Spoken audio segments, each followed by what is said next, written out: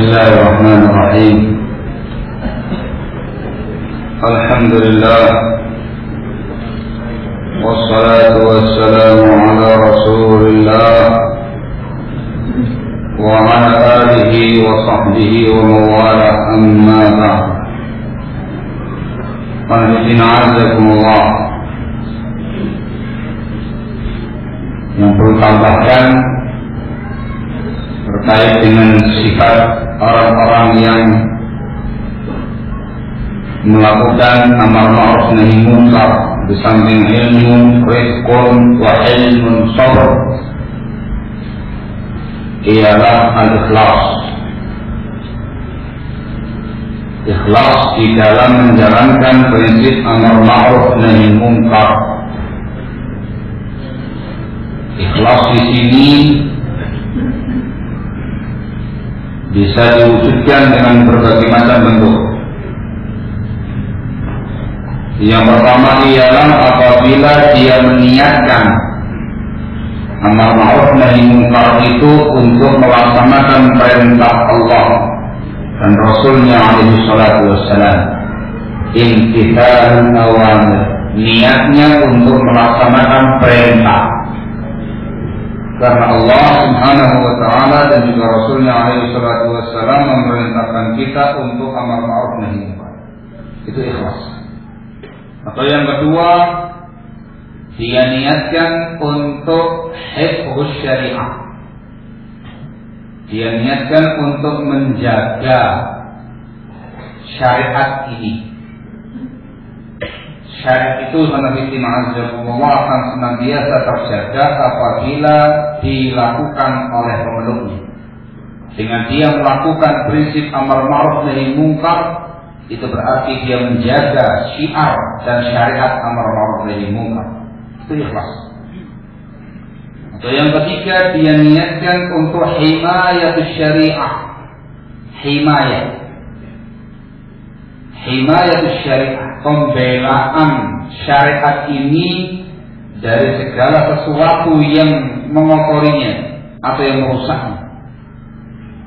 Dia melaksanakan amar ma'ruf nahi munkar dengan niat ini, menjaga agama Allah, menjaga syariah dari perkara-perkara yang merusaknya. Itu ikhlas. Atau yang keempat, dia niatkan untuk mutaba'atus sunnah. Ketika Rasul alaihi salatu wassalam mengikuti sunnah Rasulullah alaihi salatu wassalam,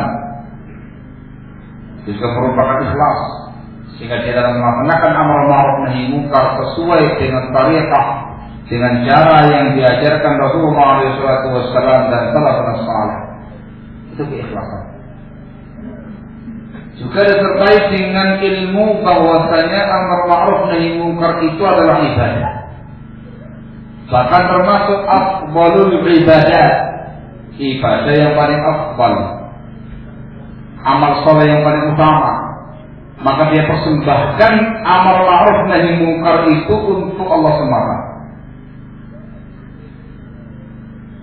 Dia persembahkan amar ma'ruf nahi munkar itu untuk Allah semata. Bukan dipersembahkan untuk siapapun, bukan dengan tujuan riya, bukan dengan tujuan sum'ah atau semisalnya. Juga bentuk keikhlasan dalam bab ini para muslimin azakumullah ialah dia memerintahkan orang lain kepada kema'rufan supaya mereka kembali kepada Allah, melarang umat dari kemungkaran supaya mereka kembali kepada Allah.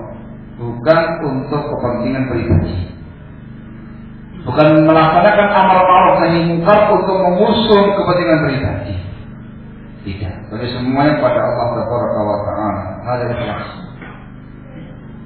Kemudian pula barakallahu fikum, yang harus seperti diperhatikan oleh orang-orang yang melaksanakan amar ma'ruf nahi munkar ialah dia harus mempertimbangkan al-masalih wal mafasid, mempertimbangkan maslahat dan madaratnya. Faedahnya disebutkan oleh Syekhul Islam Ibnu Taimiyah rahimahullah dalam bukunya Al-Hisbah. Beliau menyatakan la yatadammanul amru bima'rufin fauta aktsara minhu aw husula munkarin fawqahu. Amar ma'ruf yang dia lakukan tidak mengandung hilangnya kema'rufan yang lebih besar daripadanya. Amar ma'ruf yang dia lakukan tidak mengandung hilangnya kema'rufan yang lebih besar daripadanya, atau tercapainya kemungkaran yang lebih daripada itu. Misalkan dia memerintahkan orang untuk berbuat ma'ruf A, tapi justru dengan itu kema'rufan yang B yang lebih besar, yang lebih banyak hilang. Jangan demikian. Jangan pula amar ma'rufnya itu mengandung unsur kemungkaran yang lebih besar dari kema'rufan yang dia perintahkan. Wa la yatadamman nahi 'anil munkar husula ankara minhu aw fawata ma'rufin arjahani. Dan jangan sampai nahi mungkarnya mengandung terjadinya sesuatu yang lebih mungkar lagi, atau hilangnya perkara ma'ruf yang lebih rajih, yang lebih besar daripada mungkar yang dia ingat. Jadi ketika kita melaksanakan amar ma'ruf, jangan sampai kema'rufan yang lebih besar itu hilang. Paham ya? Jangan sampai pula tatkala kita amar ma'ruf terjadi sebuah kemungkaran yang lebih besar daripada ma'ruf yang kita perintahkan. Juga terkait dengan nahi mungkar, jangan sampai nahi mungkar itu memunculkan kemungkaran yang lebih besar atau menghilangkan kema'rufan yang lebih besar daripada mungkar yang kita ingkari. Ini membutuhkan ilmu para ulama supaya dia mengerti yang namanya masalih wal mafasid. Barakallah. Ini dikenal atau diketahui dengan cara ilmu, juga diketahui dengan melihat tariqat salaf, tariqatnya salafun salih, dan kita bisa mengetahuinya pula dari tariqatul ulama, tariqatnya para ulama di zaman sekarang ini ketika mereka melaksanakan prinsip amar ma'ruf nahi munkar. Dan itu dengan tajrubah, dengan pengalaman ilmiah dan pengalaman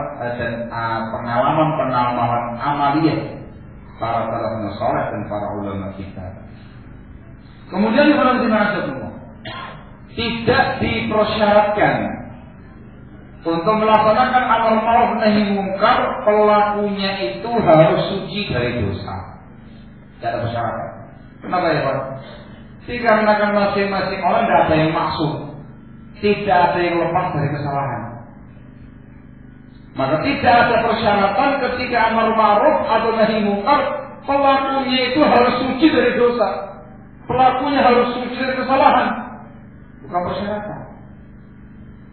Kalau seandainya ada ketentuan seperti ini, maka tidak mungkin tegak yang namanya amar ma'ruf nahi munkar. Siapa yang bersalah? Siapa yang berdosa? Tetapi para pelaku yang dipersyaratkan adalah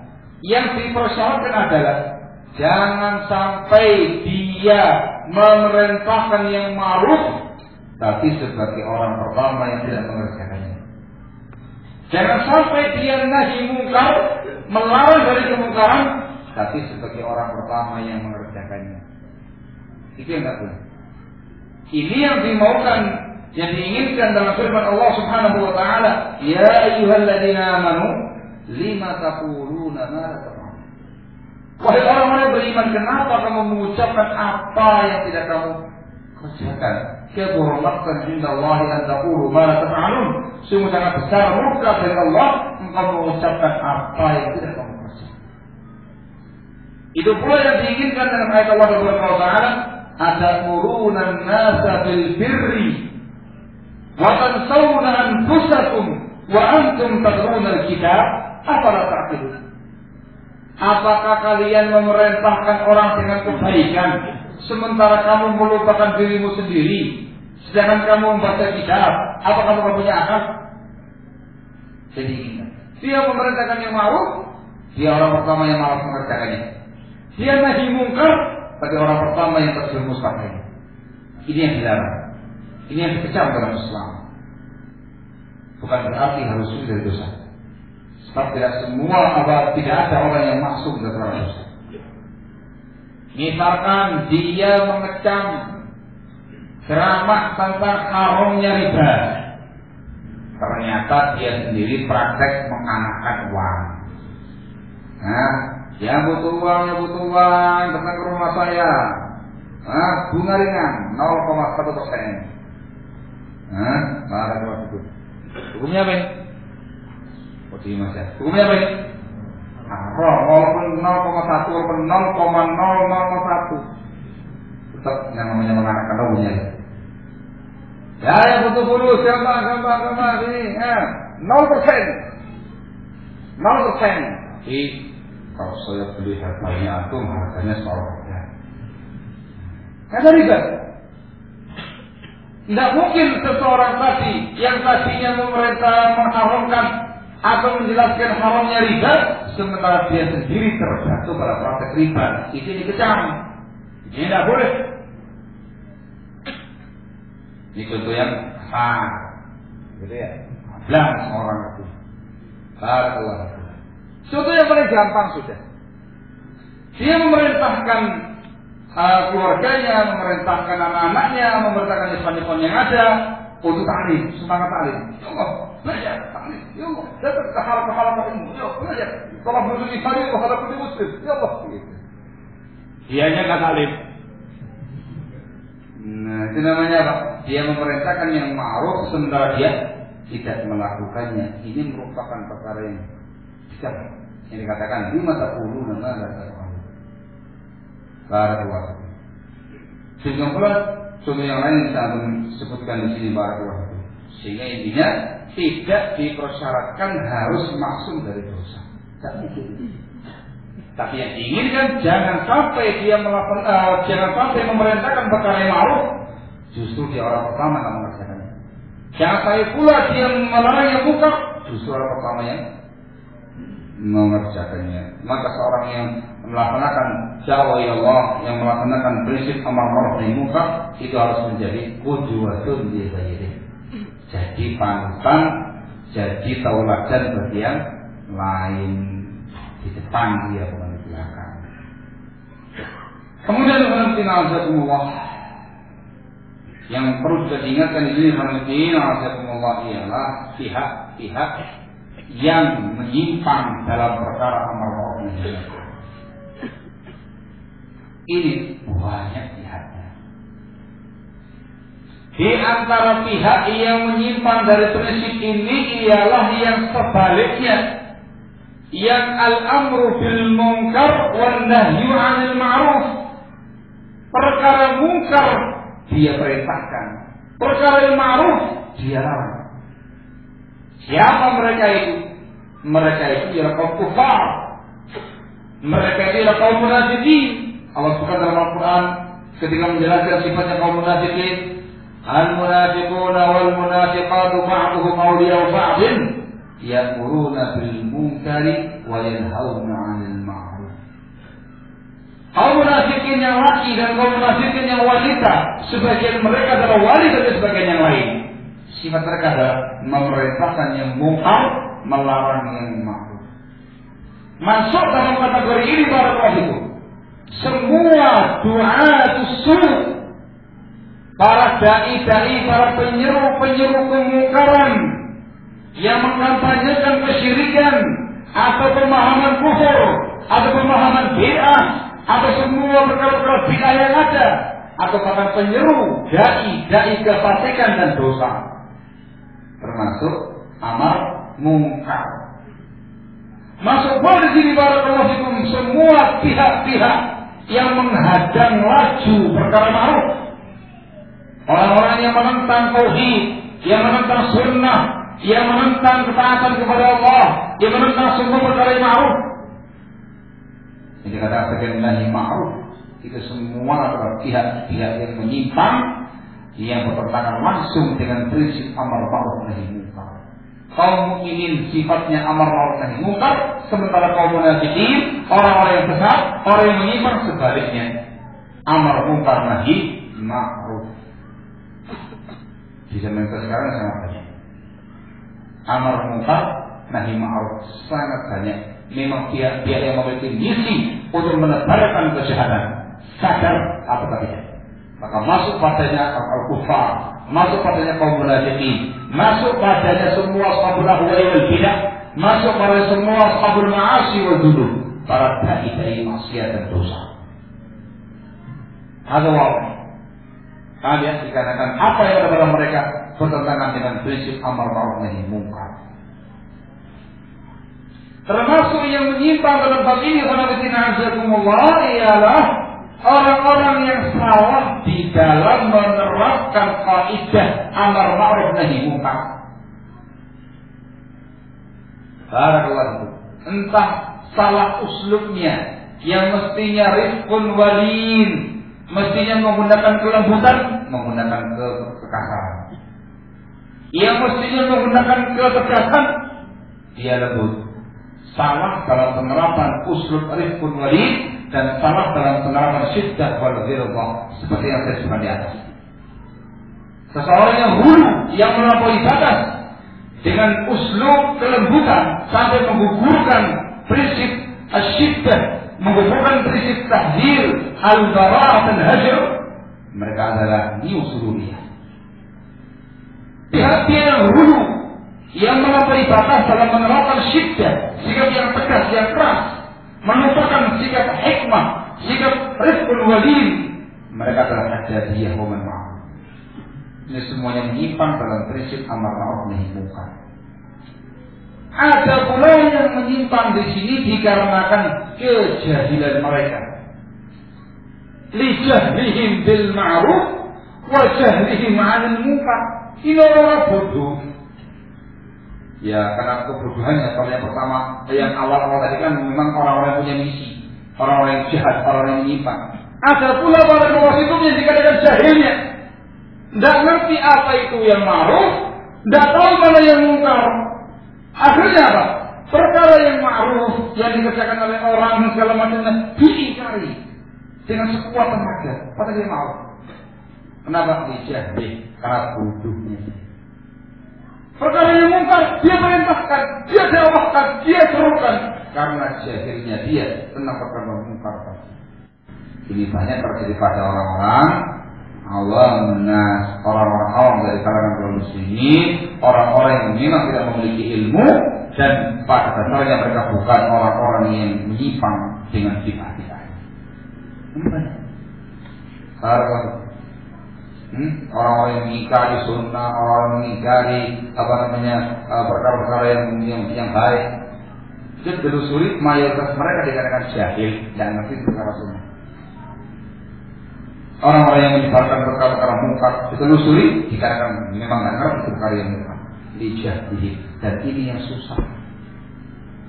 Susahnya gimana Ivan? Dikatakan menggunakan ilmu kejahilan. Jurusnya cuma satu, ilmu pokoknya. Allah ini ngasih tahu jangan.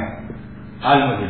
Ini semua adalah pihak-pihak yang menyimpang dari prinsip amar ma'ruf nahi munkar. Maka jangan sampai kita melakukan prinsip ini, prinsip yang mulia ini, prinsip amar ma'ruf nahi munkar, sampai kita betul-betul memiliki ilmunya, kemudian memiliki rifqun walin, kemudian sabar dan ikhlas. Terutama terkait dengan masalah ini. Ketika Anda tidak punya ilmunya, maka serahkan itu kepada yang ahlinya. Ketika mereka menerapkan prinsip amar ma'ruf nahi munkar, diterapkan sesuai dengan bimbingan sunnahnya Rasul alaihi wasallam. Al-Wadih insyaallah.